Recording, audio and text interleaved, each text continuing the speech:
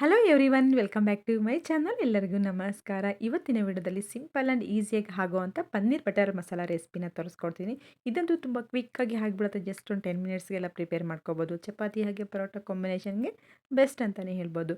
ಇದನ್ನು ಪ್ರಿಪೇರ್ ಮಾಡ್ಕೊಳ್ಳಿಕ್ಕೆ ಒಂದು ಮಿಕ್ಸಿ ಜಾರಿಗೆ ಸಣ್ಣಗೆ ಕಟ್ ಮಾಡಿದಂಥ ಒಂದೆರಡು ಟೊಮೊಟೊನ ಸೇರಿಸ್ಕೊಂಡು ಇದರ ಜೊತೆಗೇ ಶುಂಠಿ, ಬೆಳ್ಳುಳ್ಳಿ ಹಾಗೆ ಒಂದು 2 ಹಸಿಮೆಣಸಿನ್ಕಾಯಿ, ಇದರ ಜೊತೆಗೆ 6ರಿಂದ 7 ಗೋಡಂಬಿನ ಹಾಕ್ಕೊಂಡು ಇದನ್ನೆಲ್ಲ ಫೈನ್ ಪೇಸ್ಟಾಗಿ ಗ್ರೈಂಡ್ ಮಾಡ್ಕೊಳ್ಳೋಣ. ಇಲ್ಲಿ ನಿಮಗೆ ಬೇಕಿದ್ರೆ ಗೋಡಂಬಿ ಪ್ಲೇಸಸ್ಗೆ ಏನು ಬೇಕಾದ್ರೆ ಬಾದಾಮಿನೂ ಸಹ ಆ್ಯಡ್ ಮಾಡ್ಕೋಬೋದು. ಹಾಗೆ ಟೊಮೊಟೊ ಅಂತೂ ತುಂಬ ಹಣ್ಣಾಗಿರುವಂಥ ಟೊಮೊಟೊ ತೊಗೊಂಡ್ರೆ ಒಳ್ಳೆ ಕಲರ್ ಕಾಂಬಿನೇಷನ್ ಬರುತ್ತೆ.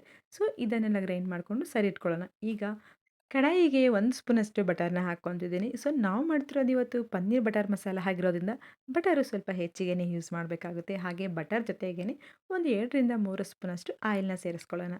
ಸೊ ಇದು ಪನ್ನೀರ್ನ ಫ್ರೈ ಮಾಡಿ ಎತ್ತಿಕೊಳ್ಳೋಕ್ಕೆ. ಸೊ ಪನ್ನೀರ್ ಬಟರ್ ಮಸಾಲೆಗೆ ಪನ್ನೀರ್ ಈ ಥರ ಮೊದಲೇ ಫ್ರೈ ಮಾಡೋದ್ರಿಂದ ತುಂಬಾ ಟೇಸ್ಟಿಯಾಗಿರುತ್ತೆ. ಹಾಗೆ ಅದು ಸ್ವಲ್ಪ ಕ್ರಿಸ್ಪಿಯಾಗಿಯೂ ಇರುತ್ತೆ. ಬಟರ್ ಎಲ್ಲ ಮೆಲ್ಟ್ ಆದಮೇಲೆ ಇದಕ್ಕೆ ಜಸ್ಟ್ ಒಂದು ಪಿಂಚಷ್ಟು ಇದಕ್ಕೆ ಖಾರ ಪುಡಿನ ಸೇರಿಸ್ಕೊಂಡ್ಬಿಟ್ಟು, ಯಾಕಂದರೆ ಪನ್ನೀರ್ಗೆ ಉಪ್ಪು ಖಾರ ಎಲ್ಲರೂ ಹೊಂದ್ಕೊಂಡಿರ್ಬೇಕಲ್ವ ಅದಕ್ಕೆ. ಸೊ ಈಗ ಕಟ್ ಮಾಡಿದಂಥ ಪನ್ನೀರ್ ಕ್ಯೂಬ್ಸ್ನ ಹಾಕ್ಕೊಂಬಿಟ್ಟು ಫ್ರೈ ಮಾಡ್ಕೊಳ್ಳೋಣ. ಜಸ್ಟು 3ರಿಂದ 4 ನಿಮಿಷ ಫ್ರೈ ಮಾಡ್ಕೋಬೇಕು. ಹಾಗೆ ನಮ್ಗೆ ಗೊತ್ತಾಗ್ಬಿಡುತ್ತೆ ಅದು ಫ್ರೈ ಆಗಿದೆ, ಸ್ವಲ್ಪ ಕ್ರಿಸ್ಪಿ ಟೈಪ್ ಬರುತ್ತೆ. ಸೊ ಇದಕ್ಕೇನೆ ಒಂದು ಪಿಂಚಷ್ಟು ಸಾಲ್ಟು ಹಾಗೆ ಒಂದು ಸ್ವಲ್ಪ ಅರಿಶಿನ ಸೇರಿಸ್ಕೊಂಡ್ಬಿಟ್ಟು ಫ್ರೈ ಮಾಡಿ ಇದನ್ನೆಲ್ಲ ಒಂದು ಸೈಡ್ಗೆ ತೆಗೆದಿಟ್ಕೊಳ್ಳೋಣ. ಸೊ ಈ ಥರ ಫ್ರೈ ಮಾಡೋದ್ರಿಂದ ತುಂಬ ಕ್ರಿಸ್ಪಿಯಾಗಿರುತ್ತೆ ಹಾಗೆ ಟೇಸ್ಟಿಯಾಗಿಯೂ ಇರುತ್ತೆ. ಸೊ ಇದು ಯಾವುದೇ ರೀತಿ ಸಾಫ್ಟೂ ಆಗಲ್ಲ. ನಾನಿವತ್ತು ಯೂಸ್ ಮಾಡ್ತಿರೋದು home made paneer. So home made paneer ಅಂತೂ ಟೇಸ್ಟಿಯಾಗಿರುತ್ತೆ ಹಾಗೆ ಹೆಲ್ದಿಯಾಗಿರೂ ಇರುತ್ತೆ. ಸೊ ಇದನ್ನೆಲ್ಲ ಸೈಡ್ ಇಟ್ಕೊಂಡ್ಬಿಟ್ಟು ಈಗ ಅದೇ ಕಡಾಯಿಗೆ ಇನ್ನೂ ಸ್ವಲ್ಪ ಬಟರು ಮತ್ತು ಆಯಿಲ್ ಎರಡನ್ನೂ ಸೇರಿಸ್ಕೊಳ್ಳೋಣ. ಸೊ ಆಯಿಲ್ ಏನಾದ್ರು ನೀವು ಮೊದಲೇ ಜಾಸ್ತಿ ಹಾಕಿತ್ತಂದರೆ ನೆಕ್ಸ್ಟ್ ಟೈಮ್ ಆ್ಯಡ್ ಮಾಡೋದೇನೋ ಅವಶ್ಯಕತೆ ಇರಲ್ಲ. ಈಗ ಆಯಿಲ್ನ ಸೇರಿಸ್ಕೊಂಡ್ಬಿಟ್ಟು ಸಣ್ಣಕ್ಕೆ ಕಟ್ ಮಾಡ್ಕೋಬೇಕು. ಎಷ್ಟು ಸಣ್ಣಕ್ಕಾದರೆ ಅಷ್ಟು ಸಣ್ಣಕ್ಕೆ ಕಟ್ ಮಾಡಂತ ಈರುಳ್ಳಿನ 1 ಕಪ್ ಅಷ್ಟು ಸೇರಿಸ್ಕೊಂಡು ಫ್ರೈ ಮಾಡ್ಕೊಳ್ಳೋಣ. ಆದಷ್ಟು ಈರುಳ್ಳಿ ಕಂಪ್ಲೀಟಾಗಿ ಆಯಿಲು ಮತ್ತು ಬಟರಲ್ಲೇ ಫ್ರೈ ಆಗಿರಬೇಕು. ತುಂಬ ಸಾಫ್ಟಾಗಿ ಆಗಿರಬೇಕು. ನಾವು ಹಾಕಿರೋ ಕ್ವಾಂಟಿಟಿಗಿಂತ ಹಾಫ್ ಕ್ವಾಂಟಿಟಿ ಕಮ್ಮಿ ಆಗಿರಬೇಕು. ಅಲ್ಲಿವರೆಗೂ ಇದನ್ನು ಫ್ರೈ ಮಾಡ್ಕೋಬೇಕು. ಸೊ ನೀವು ನೋಡ್ತಿರ್ಬೋದು ಫ್ರೈ ಮಾಡ್ತಾ ಮಾಡ್ತಾ ಕ್ವಾಂಟಿಟಿನೂ ಕಮ್ಮಿ ಆಗ್ತಿರುತ್ತೆ. ಹಾಗೆ ಅದರ ಸೈಜೂ ಈರುಳ್ಳಿ ಸೈಜೂ ಕಮ್ಮಿ, ಒಂಥರ ಗ್ರೇವಿ ಕನ್ಸಿಸ್ಟೆನ್ಸಿಗೆ ಬಂದಿರುತ್ತೆ. ಸೊ ಈ ಟೈಮಲ್ಲಿ ನಾವು ಮೊದಲೇ ಗ್ರೈಂಡ್ ಮಾಡಿಟ್ಟಂಥ ಆ ಪ್ಯೂರಿ ಐತಲ್ಲ, ಟೊಮೊಟೊ ಇದೆಲ್ಲ ಪ್ಯೂರ್ ಮಾಡ್ಕೊಂಡಿದ್ದೀವಲ್ಲ, ಆ ಪ್ಯೂರಿನ ಆ್ಯಡ್ ಮಾಡ್ಕೊಂಡ್ಬಿಟ್ಟು ಚೆನ್ನಾಗಿ ಮಿಕ್ಸ್ ಮಾಡ್ಕೊಳ್ಳೋಣ. ಸೊ ಆ ಪ್ಯೂರಿಯಲ್ಲಿ ಹಸಿ ವಾಸನೆ ಹೋಗೋವರೆಗೂ ಚೆನ್ನಾಗಿ ಮಿಕ್ಸ್ ಮಾಡ್ಕೊಳ್ಳೋಣ. ಇದಂತೂ ಚಪಾತಿ ಹಾಗೆ ಪರೋಟಾಗೆ ಬೆಸ್ಟ್ ಕಾಂಬಿನೇಷನ್ ಅಂತಲೇ ಹೇಳ್ಬೋದು. ನಾನಿವತ್ತು ಚಪಾತಿ ಜೊತೆಗೆ ಮಾಡ್ಕೊಂಡಿದ್ದೆ, ತುಂಬಾ ಟೇಸ್ಟಿಯಾಗಿ ಬಂದಿತ್ತು.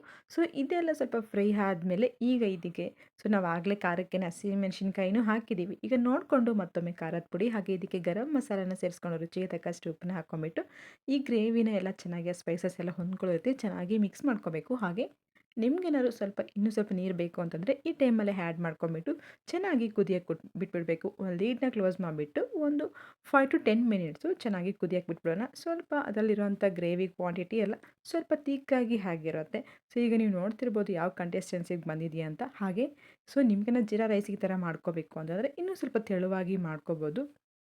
ಈ ಟೈಮಲ್ಲಿ ನಾವು ಮೊದಲೇ ಫ್ರೈ ಮಾಡಿಟ್ಟಂಥ ಪನ್ನೀರ್ ಐತಲ್ಲ, ಆ ಪನ್ನೀರನ್ನ ಸೇರಿಸ್ಕೊಂಬಿಟ್ಟು 3ರಿಂದ 4 ನಿಮಿಷ ಅಷ್ಟೇ ಕುಕ್ ಮಾಡ್ಕೊಂಬಿಟ್ರೆ ಪನ್ನೀರ್ ಬಟರ್ ಮಸಾಲೆ ರೆಡಿ ಆಗುತ್ತೆ. ತುಂಬ ಸಿಂಪಲಾಗಿನೇ ಆಗಿಬಿಡುತ್ತೆ. ಕೊನೆಯದಾಗಿ ಇದಕ್ಕೆ 1 ಸ್ಪೂನಷ್ಟು ಕಸ್ತೂರಿ ಮೆಥಿನ ಹಾಕ್ಕೊಂಬಿಟ್ಟು ಮಿಕ್ಸ್ ಮಾಡಿಬಿಟ್ಟು ಸ್ಟವ್ ಆಫ್ ಮಾಡ್ಕೊಂಬಿಟ್ರೆ ಪರ್ಫೆಕ್ಟ್ ಆಗಿರುವಂಥ ಪನ್ನೀರ್ ಬಟರ್ ಮಸಾಲೆ ರೆಡಿ ಆಗುತ್ತೆ. ನೋಡ್ತಿರ್ಬೋದಲ್ಲ ಎಷ್ಟು ಸಿಂಪಲ್ಲಾಗಿ ಈಸಿಯಾಗಿ ಮಾಡ್ಕೊಂಬಿಡ್ಬೋದು ಅಂತ. ಇದು ಚಪಾತಿಗೆ ಪರೋಟಾಗೆ ಬೆಸ್ಟು, ಪೂರಿ ಜೊತೆಗೂ ತಿನ್ಬೋದು, ಸೂಪರಾಗಿರುತ್ತೆ. ನಾನು ಇವತ್ತು ಇದನ್ನು ಚಪಾತಿ ಜೊತೆಗೆ ಮಾಡ್ಕೊಂಡಿದ್ದೆ, ತುಂಬಾ ಚೆನ್ನಾಗಿತ್ತು. ಸೊ ಹಾಗೆ ಸರ್ವ್ ಮಾಡ್ಕೋಬೇಕಾದ್ರೆ ಫೈನಲ್ಲಾಗಿ ಸರ್ವ್ ಮಾಡಬೇಕಾದ್ರೆ 1 ಸ್ಪೂನಷ್ಟು ಬಟರ್ನ ಹಾಕ್ಕೊಂಬಿಟ್ಟು ಸರ್ವ್ ಮಾಡ್ಕೊಂಡು ತಿಂದರೆ ಸೂಪರಾಗಿರುತ್ತೆ. ನೀವು ಟ್ರೈ ಮಾಡಿ, ಹಾಗೆ ಹೇಗೆ ಬಂದಿತ್ತು ಅಂತ ಕಮೆಂಟ್ ಮಾಡಿ. ನಿಮ್ಗೇನಾದ್ರು ಇಷ್ಟ ಆಯ್ತು ಅಂದರೆ ಒಂದು ಲೈಕ್ನ ಮಾಡಿ. ಹಾಗೆ ನನ್ನ ಚಾನಲ್ ಫಸ್ಟ್ ಮಾಡಿದ್ರೆ ಸಬ್ಸ್ಕ್ರೈಬ್ ಮಾಡಲಿ. ಮತ್ತು ನಿಮ್ಗೆ ಯಾವ ರೆಸಿಪಿ ಬೇಕು ಅಂತ ಕಮೆಂಟ್ ಮಾಡಿ, ಆ ರೆಸಿಪಿ ನಾನು ಮಾಡಿ ತೋರಿಸ್ತೀನಿ.